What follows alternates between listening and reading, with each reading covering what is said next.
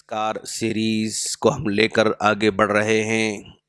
ہم لوگوں نے انس رضی اللہ تعالیٰ عنہ کی بتائی ہوئی ایک دعا کو شروع کیا تھا، جس میں ہم نے اللہم انی اعوذ بک من الہم والحزن والعجز والکسل والجبن والبخل، یہاں تک ہم پہنچے تھے۔ اس کے بعد کے دو کلمات باقی ہیں، وضلع الدین وغلبۃ الرجال۔ وضلع الدین وغلبۃ الرجال یعنی اب تک جتنی بھی چیزیں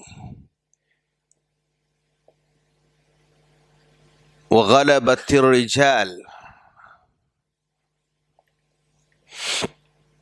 وضلع الدین وغلبۃ الرجال، اب تک ہم لوگوں نے 6 چیزیں پڑھی تھیں، 6 چیزوں سے پناہ مانگا تھا، اور یہ 7 ہے اور یہ 8 ہے۔ وضلع الدین، اے اللہ میں قرض کے بوجھ سے پناہ مانگتا ہوں، قرض کا بوجھ۔ ضلع الدین یعنی اس میں جو سینس پیش کیا جا رہا نا، وہ کمر توڑنے والا قرضہ، جھکا دینے والا قرضہ، آدمی پریشانی میں، غم میں، الم میں جھک جائے، قرضے کا یعنی ایسا نفسیاتی بوجھ ہوا کرتا ہے۔ ہاں، یہ قرضہ جو سمجھدار آدمی ہے اس کے لیے کمر توڑنے والا ہو سکتا ہے، لیکن آج قرضہ دینے والا کمر اس کی ٹوٹ جا رہی ہے، لینے والا آرام سے سو رہا ہے۔ وہ چھوٹا قرضہ ہو، بڑا قرضہ ہو، چاہے وہ مطلب لوگوں سے لیا ہو، چاہے وہ بینک سے لیا ہو، چاہے وہ کسی سے بھی لیا ہو، وہ آرام سے سو رہا ہے۔ کیوں؟ اس کو اس کا احساس نہیں ہے۔ وضلع الدین، قرض کے بوجھ سے میں پناہ مانگتا ہوں۔ قرضہ کیا لینا حرام ہے؟ نہیں۔ اللہ کے رسول صلی اللہ علیہ وسلم کو بھی قرضہ لینا پڑا۔ صحابی کہتے ہیں استسلفنی رسول اللہ صلی اللہ علیہ وسلم 40,000، اللہ کے رسول صلی اللہ علیہ وسلم نے مجھ سے 40,000 کا قرضہ لیا۔ 40,000 کا قرضہ لیا، وہ دینار ہو سکتا ہے، درہم ہو سکتا ہے، لیکن فلما جاءہ مال، جب اللہ کے رسول کے پاس مال آ گیا، دفعہ الی، میرے پوچھنے سے پہلے انہوں نے میرا قرضہ واپس کر دیا۔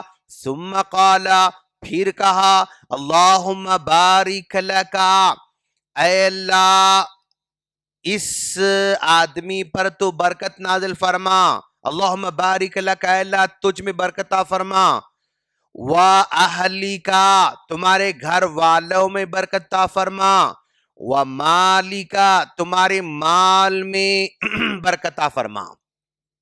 40,000 اللہ کے رسول نے قرضہ لیا صحابی سے، جب مال آیا واپس لوٹا کر 3 دعائیں دی، تجھ میں بھی اللہ برکت دے، تمہارے گھر والوں میں برکت دے، اور تمہارے مال میں برکت دے، اور پھر کہا انما جزاء السلف الحمد والاداء، جس ہم قرضہ لیتے ہیں نا، قرضے کا صحیح حق یہ ہے کہ اس کے پوچھے بغیر واپس لوٹا دیں اور اس کی تعریف بھی کریں، اس کو دعا بھی دیں۔ تو اللہ کے رسول کو بھی قرضہ لینا پڑا، لیکن اللہ کے رسول ہمیشہ قرضے سے پناہ مانگا کرتے تھے، جیسا کہ ہم اتحیات میں دعا پڑھتے ہیں، اللہم انی اعوذ بک من المأثم والمغرم، اے اللہ میں گناہوں سے پناہ مانگتا ہوں، قرض سے پناہ مانگتا ہوں۔ ہر نماز میں اتحیاتوں کی دعا میں یہ دعا پڑھی جاتی ہے، من المأثم والمغرم، اے اللہ میں گناہوں سے پناہ مانگتا ہوں، قرضے سے پناہ مانگتا ہوں. صحابی نے پوچھا اللہ کے رسول آپ بار بار بار قرضے سے پناہ مانگتے رہتے ہیں حالانکہ آپ قرضہ زیادہ لیتے نہیں پھر بھی اتنا زیادہ کیوں پناہ مانگتے ہیں؟ تو اللہ کے رسول نے کہا ہاں اس لیے میں پناہ مانگتا ہوں کہ جب کبھی آدمی قرضہ لیتا ہے اور قرضے میں مجبور ہوتے جاتا ہے تو وہ دو کام کرنا شروع کرتا ہے. اذا حدث کذب جب وہ بات کرے گا تو جھوٹ بولے گا، وَإِذَا وَعَدَ أَخْلَفَ وعدہ کرے گا تو وعدہ خلافی کرنا شروع کر دے گا. قرض دار دو کام زیادہ کرنا شروع کر دیتا ہے، پھرانا شروع کرتا ہے، جھوٹ بولنا شروع کرتا ہے، وعدہ خلافی کرنا شروع کرتا ہے. تو یہ دو بیماریاں پیدا ہو سکتی ہیں قرضہ لینے کی وجہ سے، اس لیے میں قرضے سے پناہ مانگتا ہوں. اس لیے میں قرضے سے پناہ مانگتا ہوں. صحابہ کرام بھی قرضہ لیا کرتے تھے، جیسے کعب بن مالک رضی اللہ تعالیٰ عنہ. کعب بن مالک رضی اللہ تعالیٰ عنہ نے ابن حضرت رضی اللہ تعالیٰ عنہ کو قرضہ دیا. یہ کعب بن مالک ایکس ہیں، سمجھیے آپ، کعب بن مالک ایکس ہیں اور یہ ابن حضرت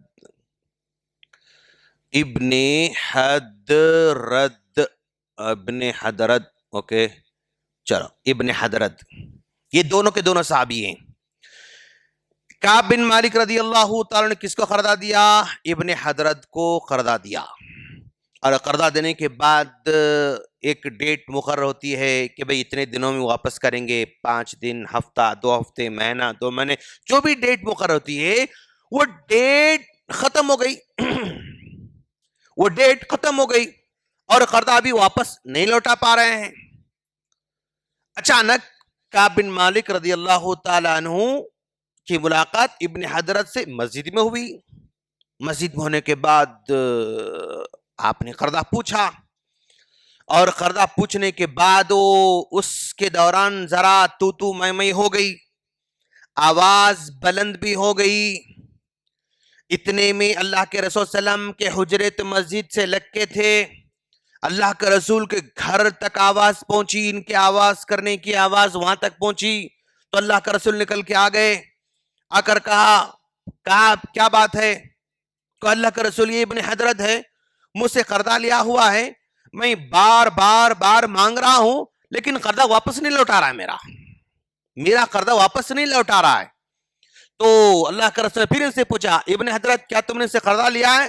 ہاں اللہ کا رسول میں قرضہ لیا ہوں، اقرار کرتا ہوں، میں کوشش کر رہا ہوں واپس لوٹانے کی لیکن میرے پاس ویسے حالات نہیں بن پا رہے ہیں. ظاہر بات ہے صحابی اگر ایسا بول رہے ہیں تو جھوٹ تو نہیں بول رہے ہوں گے. میں کوشش کر رہا ہوں لیکن واپس نہیں لوٹا سک رہا ہوں. تو اللہ کا رسول کھڑے اشارہ کرتے ہوئے کہا کعب ایک کام کرو، اندائشہ ترا میں دین اپنی قرضے کو آدھا معاف کر دو ان کو. تو جیسے کعب بن مالک، اللہ کا رسول اگر آپ کہہ رہے ہیں آدھا قرضہ معاف، یس ریڈی، میں آدھا قرضہ میں نے معاف کر دیا. تو پھر اس کے بعد ان سے کہا دیکھو اب تمہارا آدھا قرضہ معاف ہو چکا ہے، اب تم فوراً واپس لوٹا دو. تو مطلب یہ ہوا کہ صحابہ کرام کو بھی قرضے کا لینا دینا پڑا اور صحابہ کرام کو قرضہ واپس نہیں آیا تو ان کو بلند آواز سے بات کرنا بھی پڑا. یعنی اگر ہم کسی سے قرضہ دے رہے ہیں، اگر میں بلند آواز سے قرضہ مانگ رہا ہوں، کبھی ایسا ہو رہا ہے، میں غلط نہیں ہوں. کیوں؟ میں اپنا حق مانگ رہا ہوں. اگر سامنے والا واقعی مجبور ہے، جیسا کہ اللہ کا رسول مشورہ دیا، تو اللہ کے رسول کے مشورے کو فوراً ایکسپٹ کر لے. اللہ کے رسول آپ کہہ رہے ہیں ٹھیک ہے میں نے معاف کر دیا آدھا. تو اللہ کے رسول نے بھی قرضہ لیا، صحابہ کرام نے بھی قرضہ لیا. اچھا صحابہ کرام قرضہ لیتے تھے نا، وہ چپ خاموش نہیں بیٹھتے تھے، مطلب سکون سے آج ہم جیسے آرام سے سو رہے ہیں، کر رہے ہیں، کھا رہے ہیں، پی رہے ہیں، آ رہے ہیں، جا رہے ہیں، ویسا نہیں رہتے تھے. وہ اللہ کے رسول مسجد میں آئے، ابو امامہ رضی اللہ تعالیٰ عنہ مسجد میں بیٹھے ہوئے تھے، غمگین نظر آ رہے تھے اور نماز کا ٹائم بھی نہیں تھا. تو اللہ کے رسول نے ابو امامہ تم یہاں پر بیٹھے ہو، یہ ٹائم نماز کا بھی نہیں، کیوں بیٹھے ہو؟ تو انہوں نے کہا اللہ کے رسول غلبتنی الہموم والرجال، مجھے بہت ساری پریشانی میرے پاس ہیں، مشکلات میرے ساتھ ہیں، وہ مشکلات کے حل کے لیے میں یہاں پر بیٹھا ہوں. اللہ سے دعا کر رہا ہوں کہ اللہ میری مشکلات کو حل کر دے.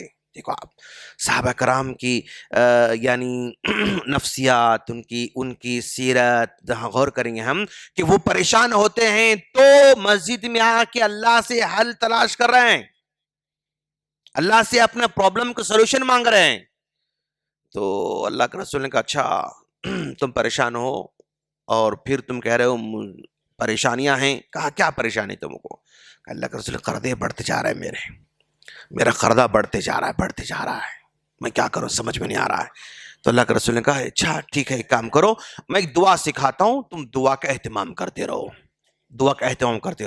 تو کیا دعا سکھائی؟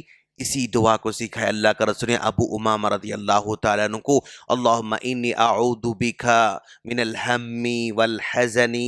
لیکن وہ جو راوی سے جو دعا ہے نا، اس میں ہر دو ورڈ کے ساتھ اعوذ بک ہے. اللہم انی اعوذ بک من الہم والحزن، اللہم انی اعوذ بک من العجز والکسل، اللہم انی اعوذ بک من الجبن والبخل، اللہم انی اعوذ بک من ضلع الدین وغلبۃ الرجال وقہر الرجال.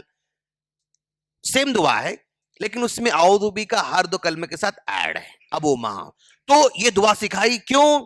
وضلع الدین، اس میں دعا سکھائی جائے اللہ میں قرض سے پناہ مانگتا ہوں، یہ سکھایا جا رہا ہے، اس لیے دعا سکھائی. ابو امامہ کہتے ہیں کہ جب میں نے اس دعا کا اہتمام کرنا شروع کر دیا تو میرے قرضے آسانی سے ادا ہونا شروع ہو گئے، میں قرضوں کو واپس لوٹانا شروع کر دیا. تو مطلب یہ ہوا کہ اگر ہم اس دعا کا اہتمام اگر ہم کر رہے ہیں تو یعنی قرضے کو آسانی سے واپس لوٹانے کا انتظام بھی اللہ تعالیٰ پیدا کر سکتا ہے. قرضہ زندگی میں لگا ہوا ہے دوست. عمر رضی اللہ تعالیٰ عنہ عبد الرحمن عوف رضی اللہ عنہ سے قرضہ مانگا. عبد الرحمن عوف بڑے مالدار، مدینے کے سب سے ٹاپ لیول کے مالدار، عثمان غنی رضی اللہ عنہ کے بعد سب سے بڑا مالدار. عمر رضی اللہ عنہ قرضہ مانگا. عبد الرحمن عوف کچھ قرضہ چاہیے. انہوں نے کہا اے امیر المومنین، کب کی بات ہے یہ؟ جب آپ امیر المومنین بن چکے تھے، اللہ کے رسول چلے گئے، ابوبکر صدیق چلے گئے، اب آپ خلیفہ بنے ہوئے ہیں، اب آپ قرضہ مانگ رہے ہیں کس سے؟ عبد الرحمن عوف رضی اللہ تعالیٰ عنہ سے. انہوں نے کہا اے امیر المومنین، آپ مجھ سے قرضہ مانگ رہے ہیں، بیت المال آپ کے پاس ہے، آپ بیت المال میں سے لے لیجئے اور جو ہے پھر جب آئے مال تو واپس لوٹا دیجئے، آپ مجھ سے کیوں مانگ رہے ہیں قرضہ؟ بات لاجک تھی کہ بیت المال آپ کے پاس ہے، آپ وہاں سے قرضہ لے سکتے ہیں پھر واپس لوٹا سکتے ہیں، مجھ سے مانگنے کی ضرورت ہے. تو انہوں نے کہا، عمر بن خطاب رضی اللہ تعالیٰ نے کہا عبد الرحمن اس میں ایک پرابلم ہے. کیا پرابلم ہے؟ پرابلم یہ ہے کہ اگر میں بیت المال سے لے لوں گا، بیت المال سے قرضہ لے لوں گا اور ان کیس میں مر گیا تو تم سب لوگ مل کر معاف کر دو گے مجھے. یہ خلیفہ ہمارے ہیں، انہوں نے قرضہ لیا تھا، چلو ان کو معاف کر دیا جائے. مجھ کو تم لوگ معاف کر دو گے اور بیت المال کا مال معاف کرنے والے تم لوگ کون ہو سکتے ہو، لیکن مجھے وہاں جواب دینا پڑے گا. کیوں؟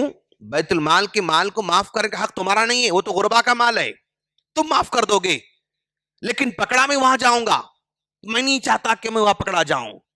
میں بیت المال کے بجائے میں تم سے قرضہ لینا چاہتا ہوں، مجھے پتا ہے میں تم سے قرضہ لوں گا اور اگر میں مر جاؤں گا تم میرے قرضے کو معاف نہیں کرو گے بلکہ تم میرے وارثین کے پاس آؤ گے، میری وراثت کے مال سے واپس لے لو گے اور پھر مجھے وہاں جواب دینے کی ضرورت نہیں پڑے گی. کتنے ڈیپ سینس ہے ان کی. بیت المال سے لوں گا معاف کر دو گے اور اللہ مجھے وہاں پکڑے گا.